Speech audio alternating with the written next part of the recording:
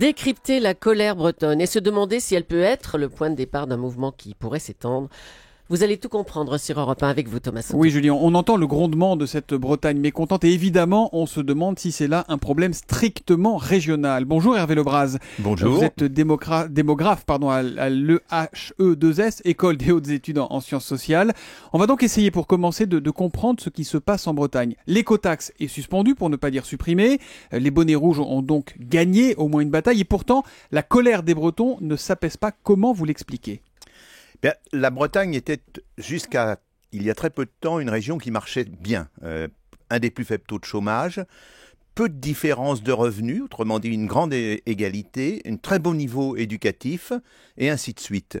Et ce qui s'est produit, c'est qu'au moment où les premières difficultés ont été rencontrées, eh bien, la Bretagne s'est sentie lâchée par l'État. Les Bretons ont senti d'abord qu'ils n'étaient pas défendus à Bruxelles pour l'affaire qui s'appelle des restitutions. C'est pour les fameuses aides dont on parlait là, notamment pour les aides de Bruxelles. Et puis, avec l'écotaxe, ils ont eu l'impression qu'on parachutait sur eux quelque chose qui ne correspondait absolument pas à leurs problèmes et à leur développement. Il faut bien voir que c'est une crise qui est politique, en ce sens que ce qu'attendent les Bretons, ils sont prêts à faire des sacrifices, à payer des impôts, à accepter des contraintes, mais il faut que l'État les défende. Il faut que l'État les défende, notamment à Bruxelles, et aussi il faut que l'État explique pourquoi il y a cette écotaxe. Et là, ils ont eu l'impression d'être un peu lâchés par l'État. On voit des images étonnantes, Hervé Lebras. Hier à Morlaix, c'est le patron des abatteurs de Tilly-Sapco qui a emmené ses salariés manifester devant la sous-préfecture.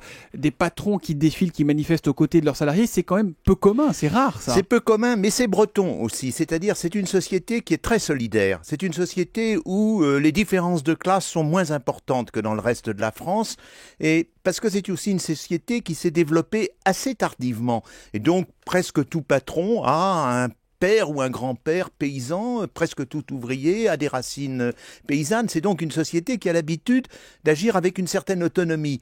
Et c'est pour ça qu'elle résiste à des pressions de l'État qu'elle ne comprend pas. Alors, il y a des portiques qui ont été détruits en Bretagne, mais il y a aussi un autre portique qui a été endommagé samedi dans le Nord, les portiques écotaxe à Avesnes-sur-Helpe. Au sud de Lyon, il y a une douzaine de poids lourds qui ont mené une opération escargot ce week-end.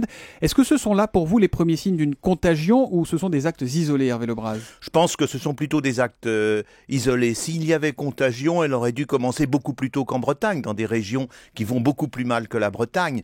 Donc, bien sûr, il va y avoir des actes isolés parce que ça donne envie à quelques têtes brûlées de se manifester, mais je pense qu'on ne retrouvera pas dans d'autres régions cet élan solidaire qui s'est manifesté en Bretagne. Et puis, il faut aussi insister qu'il est un élan relativement peu violent. Regardez, même à Morlaix, on a cassé une porte de préfecture, mais ensuite ils se sont retirés. Il n'y a pratiquement pas eu de blessés à Quimper, alors que c'était une énorme manifestation. Et pour vous, donc, ce qui se passe en Bretagne devrait rester en Bretagne, a priori? On ne va pas voir des bonnets rouges partout dans le pays? Non, on ne va pas voir de bonnets rouges, ne serait-ce que parce que c'est l'histoire bretonne, les bonnets rouges.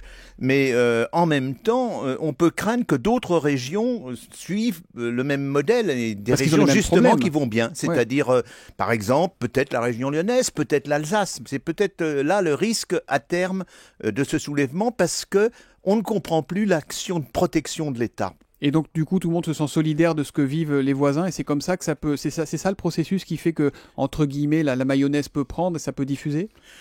Ça peut diffuser dans une société solidaire. Or, dans beaucoup d'autres régions de France, la société est nettement moins solidaire qu'elle ne l'est en Bretagne pour des raisons historiques, parce qu'il y a eu la désindustrialisation beaucoup plus tôt, parce que les paysans ont quitté la terre beaucoup plus tôt. Donc, le phénomène breton est assez typiquement breton pour moi. Voilà, ce phénomène spécifique, mais attention quand même à ce qui se passera dans les autres régions. Merci beaucoup Hervé Lebras, démographe à l'École des hautes études en sciences sociales, d'être venu nous éclairer un petit peu sur ce qui se passe en Bretagne ce matin. Merci beaucoup, bonne journée. Merci à vous.